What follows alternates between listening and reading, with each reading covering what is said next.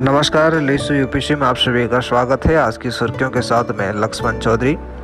प्रधानमंत्री नरेंद्र मोदी 13 जुलाई को 2 दिवसीय दौरे पर फ्रांस की राजधानी पेरिस में जा रहे हैं। पीएम मोदी इस मौके पर फ्रांस की राष्ट्रीय वार्षिक कार्यक्रम बेस्टिल डे में विशिष्ट अतिथि के रूप में जा रहे हैं। ये दूसरा मौका है जब फ्रांस ने किसी भारतीय नेता को इस कार्यक्रम में गेस्ट ऑफ ऑनर बनाया है। इससे पहले साल 2009 में प्रधानमंत्री मनमोहन सिंह को इसी कार्यक्रम में गेस्ट ऑफ ऑनर बनाया गया था। बीते 3 दशकों में फ्रांस भारत का एक मजबूत साझेदार बनकर उभरा है। दोनों देशों के आपसी रिश्तों में सबसे ज़्यादा मजबूती 1998 में रणनीतिक साझेदारी समझौते हुए थे।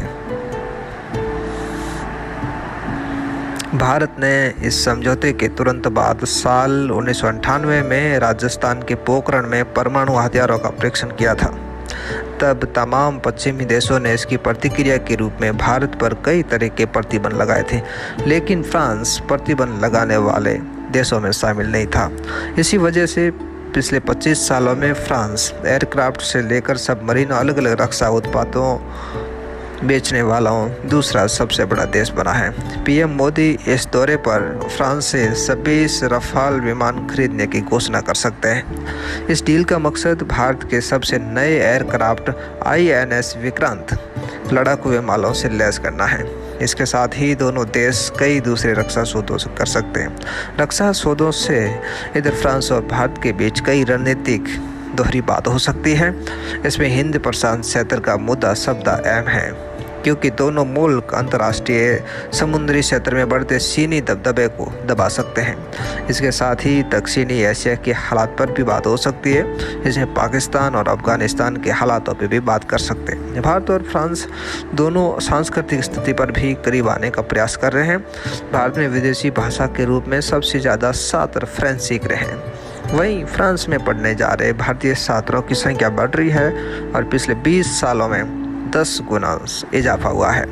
हालांकि कुछ मुद्दे ऐसे हैं जिन पर भारत और फ्रांस एक मत नहीं होते हैं, जैसे समृद्ध देशों की ओर से विकासशील देशों को हर साल $100 अरब देने की मुद्दों पर दोनों देश खुश नहीं हैं।